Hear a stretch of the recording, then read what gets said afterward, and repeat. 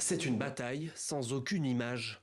Pour savoir ce qu'il se passe dans la ville d'Al-Fasher, il faut regarder depuis le ciel. Sur ces images satellites récentes, on peut apercevoir des bâtiments calcinés et partiellement détruits. Les preuves visuelles s'accumulent, les témoignages aussi. Les FSR, les forces de soutien rapide du général Hemeti, ont donné l'assaut sur la capitale de la province du Darfour du Nord, un carrefour et une cible stratégique. La ville d'Al-Fasher est la dernière dans toute la région à être encore sous le contrôle des forces loyalistes.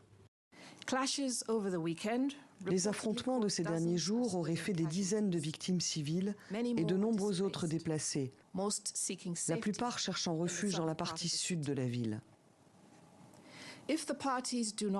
Si les partis ne reculent pas, les conséquences seront dévastatrices pour les 800 000 civils d'Al-Fasher. À l'heure actuelle, l'aide humanitaire dont ils dépendent ne peut pas parvenir. L'ONU appelle à une désescalade au vu d'une situation humanitaire au bord de la catastrophe.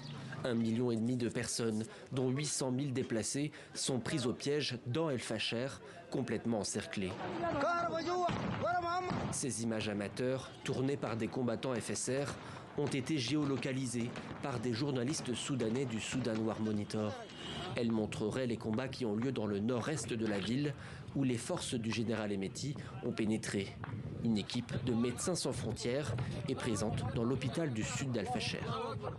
Since 9, we are under this shooting, bombing, rocket, mortar. So even today we received 130 casualty cases. À Al-Fasher, beaucoup d'habitants craignent de subir le même sort que dans la cité voisine d'Al-Janaïna, complètement détruite l'année dernière par les combats. Là-bas, l'ONU estime qu'entre 10 000 et 15 000 personnes auraient été tuées, principalement par les paramilitaires des FSR, accusés de nettoyage ethnique.